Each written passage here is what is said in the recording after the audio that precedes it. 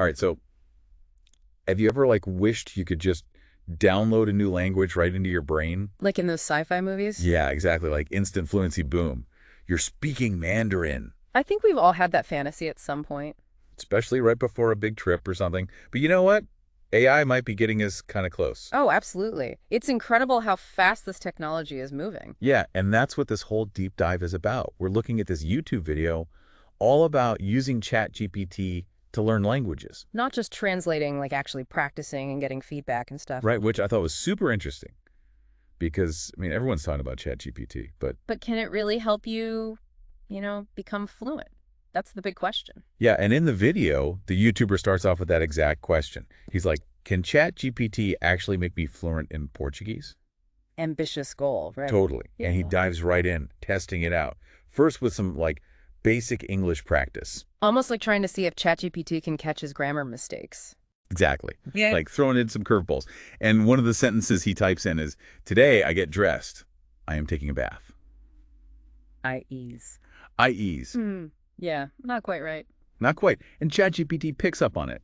It points out the tense issues and suggests, today I got dressed, I took a bath, I relaxed. So it's not just saying wrong, it's actually, It's explaining why and giving a better option. which is what a good tutor would do, right? Exactly. Like it's pinpointing the problem and showing you the right way to say it. Okay, so it's passing the English test. What about Portuguese? Oh, that's where it gets even more interesting.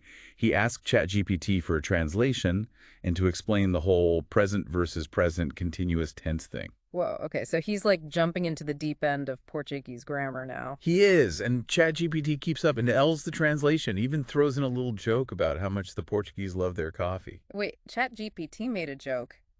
An AI with a sense of humor?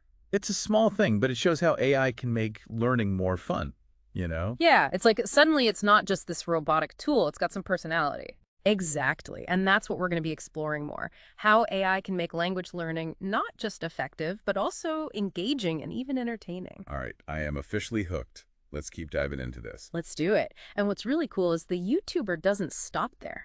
He actually uses ChatGPT to practice for a real conversation with a Portuguese friend. Oh, wow. So like actually applying it to a real life situation. Yeah, exactly. Putting the AI to the test in the real world, which I think is key because, we can learn grammar rules and vocab all day long. Right. But it's that real interaction that really makes a language stick. Exactly. And the YouTuber even talks about how he used ChatGPT to understand some cultural nuances of Brazilian Portuguese. So not just the words, but the context behind them. Exactly, like slang and idioms and even humor, those things can be so hard to pick up from just a textbook. Yeah, it's like you need that insider perspective to really get it. Right, and that's what ChatGPT can offer in a way. It's like having a virtual guide to the culture. Okay, so we're seeing how AI can help with grammar, vocab pronunciation, and even cultural understanding. It's pretty amazing, right? And it brings up a really interesting question.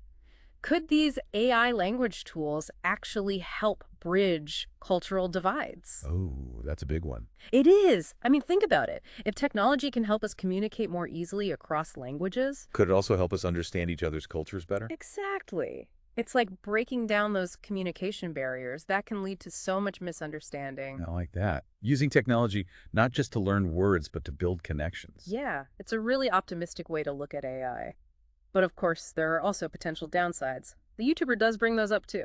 Okay, let's Yeah. talk about that. Right. What are some things we need to watch out for? Well, one thing is becoming too reliant on AI, like neglecting real-world practice. Right. It's like relying on your GPS so much you forget how to read a map. Exactly. Language learning is about more than just rules and algorithms. It's about connecting with people experiencing the culture firsthand. So AI can be an amazing tool, but it's just a starting point.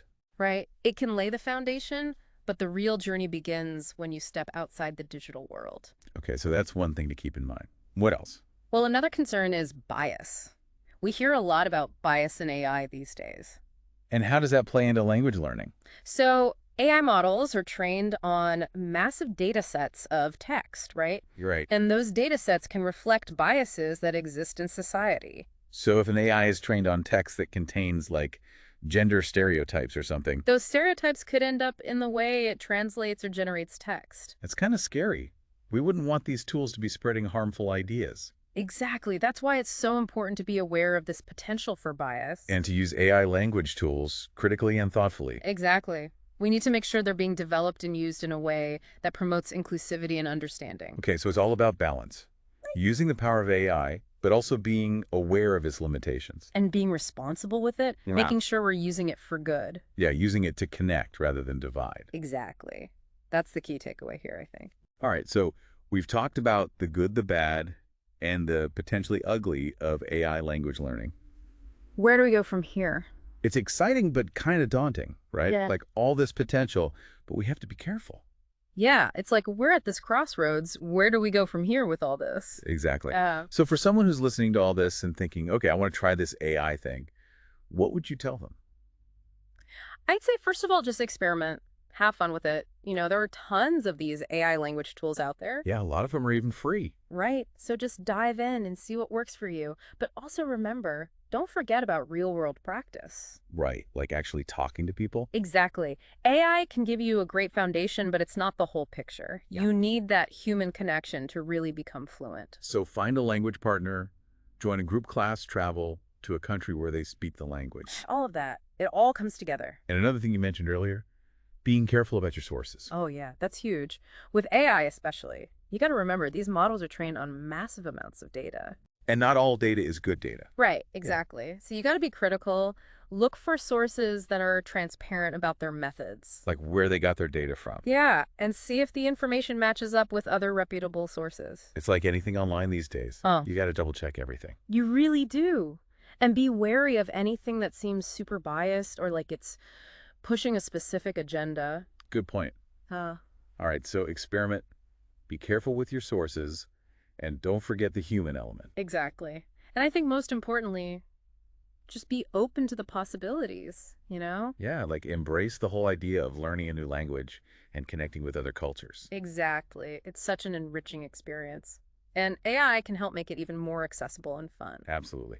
Well, I think that's a great place to wrap up this deep dive. Yeah, it's been a fascinating conversation. So to all our listeners out there, keep exploring the world of languages.